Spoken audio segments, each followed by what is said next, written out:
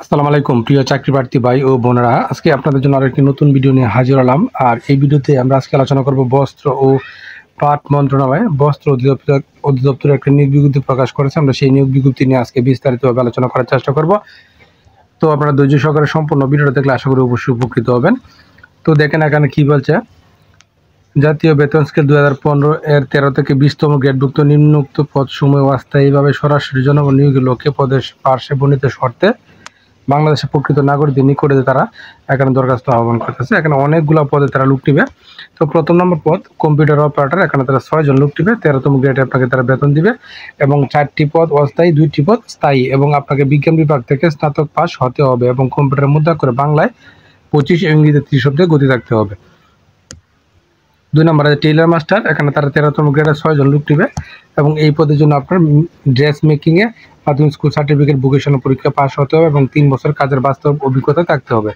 এই 6টি পদের মধ্যে 3টি স্থায়ী এবং 3টি অস্থায়ী পদ। উচ্চমান সহকারী পদে 9 জন লোক টিবে, আপনার দ্বিতীয় শ্রেণীতে স্নাতক পাস এবং কম্পিউটার মুদ্রা করে বাংলায় 25 ইংরেজিতে 30 শব্দের গতি থাকতে হবে। এবং আর্টিস্ট ডিজাইনের পদে 3 জন লোক টিবে, 3টি পদ স্থায়ী, আপনাকে কোনো স্বীকৃত প্রতিষ্ঠান হইতে টেক্সটাইল ইঞ্জিনিয়ারিং বা টেকনোলজি বিষয়ে ডিপ্লোমা পাস হতে হবে। প্যাটার্ন ডিজাইনার, এখানে 5 জন লোক টিবে, 3 জন স্থায়ী পদ, 2 জন অস্থায়ী। এখানে আপনার শিক্ষাগত যোগ্যতার প্রয়োজন হবে কোনো স্বীকৃত ইনস্টিটিউট হইতে ফ্যাশন ডিজাইন বা ফ্যাশন আর্টসের ডিপ্লোমা সহ সংশ্লিষ্ট কাজে বাস্তব অভিজ্ঞতা থাকতে হবে এবং কম্পিউটার চালানো পারদর্শী হতে হবে। টেকনিক্যাল অ্যাসিস্ট্যান্ট পদে 17 জন লোক টিবে, 12 জন অস্থায়ী, 5 জন স্থায়ী এবং এখানে মাধ্যমিক স্কুল সার্টিফিকেট পরীক্ষা, ভোকেশনাল পরীক্ষা, টেক্সটাইল কোর্স সহ পাস হতে হবে। এবং লাইব্রেরি অ্যাসিস্ট্যান্ট পদে আপনার 5 জন লোক টিবে, 1 জন স্থায়ী এবং 4 জন অস্থায়ী এবং উচ্চ মাধ্যমিক সার্টিফিকেট পরীক্ষা উত্তীর্ণ হতে হবে এবং গ্রন্থাগার বিজ্ঞানের সার্টিফিকেট কোর্স পাস বা গ্রন্থাগার বিজ্ঞানের ডিপ্লোমা এবং অফিস সহকারী কাম কম্পিউটার মুদ্রা পরীক্ষা, এখানে তার 20 জন লোক টিবে, 20টি পদ স্থায়ী পদ এবং আপনাকে উচ্চ মাধ্যমিক সার্টিফিকেট পরীক্ষা উত্তীর্ণ হতে হবে এবং কম্পিউটার বাংলা 20 ইংরেজিতে 20 শব্দে গতি থাকতে হবে।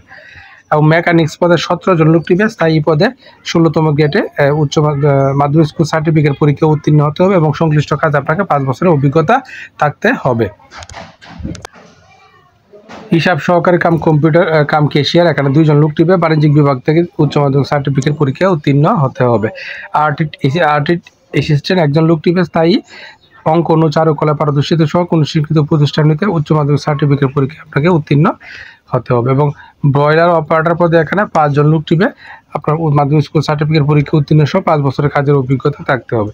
ইলেকট্রিশিয়ান পদে আপনার 4 জন লোক টিবে, এখানে 16তম গ্রেডে মাধ্যমিক স্কুল সার্টিফিকেট পরীক্ষা উত্তীর্ণ সহ সংশ্লিষ্ট ক্ষেত্রে 3 বছরের অভিজ্ঞতা থাকতে হবে। লাইব্রেরি অ্যাসিস্ট্যান্ট পদে এখানে 15 জন লোক টিবে, 18তম গ্রেডে বিজ্ঞান বিভাগ থেকে এসএসসি পাস হতে হবে এবং টেক্সটাইল অথবা কোনো স্বীকৃত ইনস্টিটিউট হইতে মাধ্যমিক স্কুল সার্টিফিকেট ভোকেশনাল পরীক্ষা টেক্সটাইল কোর্স সম্পন্ন হতে হবে। অফিস সহায়ক পদে এখানে 67 জন লোক টিবে, আপনার 53টা অস্থায়ী, 14টা স্থায়ী এবং এসএসসি পাস হলে আপনি এই পদে আবেদন করতে পারবেন। এবং নিরাপত্তা প্রহরী পদে 5 জন লোক টিবে, জুনিয়র স্কুল সার্টিফিকেট পরীক্ষা উত্তীর্ণ হতে হবে। মালি পদে 1 জন এবং বাবুর্চি পদে 1 জন, প্রত্যেকটি পদে আপনার জুনিয়র স্কুল সার্টিফিকেট পরীক্ষা উত্তীর্ণ হতে হবে এবং বাবুর্চি পদে আপনার 3 বছরের অভিজ্ঞতা থাকতে হবে। তো এই পদগুলোতে আবেদন করার জন্য আপনাকে আরও কিছু বিষয় দিয়ে অবশ্যই জানতে হবে, যেমন 4 আগস্ট 2025 তারিখের প্রার্থীর বয়স 18 থেকে 32 বছরের ভিতরে থাকতে হবে এবং বয়স প্রমাণের ক্ষেত্রে এখানে অ্যাফিডেভিট গ্রহণযোগ্য হবে না। এবং আরও কি বলছে দেখেন, সরকারি আধা সরকারি স্বায়ত্তশাসিত প্রতিষ্ঠান যারা কর্মরত আছেন তারা অবশ্যই কর্তৃপক্ষের অনুমতি সাপেক্ষে আবেদন করবেন এবং সেই অনাপত্তিপত্রের মূল কপি কিন্তু আপনার মৌখিক পরীক্ষার সময় উপস্থাপন করতে হবে। তো এখানে কি বলছে দেখেন, আরও 1, 3, 8 নং ক্রমিকে বর্ণিত পদে লিখিত ব্যবহার পরীক্ষা উত্তীর্ণ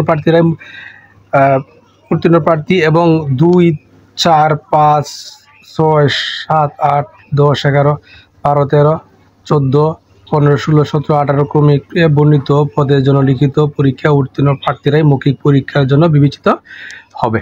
তো আরও কি বলা আছে, মৌখিক পরীক্ষার সময় আপনার সংশ্লিষ্ট সকল শিক্ষাগত যোগ্যতা সনদ, প্রত্যয়নপত্র, অনাপত্তিপত্র মূল কপি আপনাকে প্রদর্শন করতে হবে এবং পূরণকৃত অ্যাপ্লিকেশন কপি সহ আবেদনপত্রে দাখিলকৃত সকল সনদ, প্রবেশপত্র, সত্যায়িত এক্সের ফটোকপি সহ দাখিল করতে হবে এবং সংশ্লিষ্ট ইউনিয়ন পরিষদ কর্তৃক আপনার নাগরিকত্ব সনদপত্র, ইউনিয়ন পরিষদ এবং মুক্তিযোদ্ধা বীর মুক্তির সন্তানদের ক্ষেত্রে প্রমাণক হিসেবে উপযুক্ত কর্তৃপক্ষ কর্তৃক প্রদত্ত সনদপত্র, কোটা ক্ষুদ্র নিগোষ্ঠী ও শারীরিক প্রতিবন্ধী যারা আছে তাদের ক্ষেত্রে উপযুক্ত কর্তৃপক্ষ কর্তৃক প্রদত্ত সনদ, শারীরিক এবং আরও কি বলা আছে দেখেন,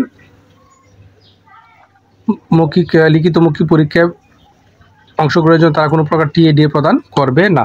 এবং এই পদগুলোতে আবেদন করার জন্য আপনাকে এই ওয়েবসাইটে প্রবেশ করতে হবে। ওয়েবসাইট হলো dotr.teletalk.com.bt। এই ওয়েবসাইটে প্রবেশ করে আপনার আবেদনটা শুরু করবেন এবং আবেদনের শুরুর তারিখ 4 আগস্ট 2025 সকাল 10টা থেকে এবং শেষ হবে 31 আগস্ট 2025 বিকাল 5টা। এই সময়ের মধ্যে আপনার আবেদনটা সম্পন্ন করবেন। এবং আবেদন করতে গেলে আপনার কাছে তারা প্রক্রিয়ার ফি বাবদ কত টাকা চার্জ করতে করবে। 1 থেকে কী বলছে দেখেন, 1 থেকে 13 নং পদের জন্য 112 টাকা এবং 14 থেকে 18 নং পদের জন্য 56 টাকা তারা পরীক্ষার ফি চার্জ করবে। তবে সকল গ্রেডের ক্ষেত্রে অনগ্রসর ক্ষুদ্র গোষ্ঠী যারা আছে তাদের ক্ষেত্রে 56 টাকা প্রত্যেকটি পদের ক্ষেত্রেই চার্জ করা হবে। তো আশা করি বিষয়টা বুঝতে পারছেন। আপনারা অবশ্যই নিয়োগটা সম্পর্কে খোঁজ খবর নেবেন, সত্যমিতে যাচাই করে তারপরে বুঝে শুনে নিজ দায়িত্ব আবেদন করবেন। আর প্রতিদিনের আপডেট চাকরির খবর পেতে অবশ্যই আমার চ্যানেল আর ফেসবুক পেজের সঙ্গে থাকবেন। ধন্যবাদ সবাই।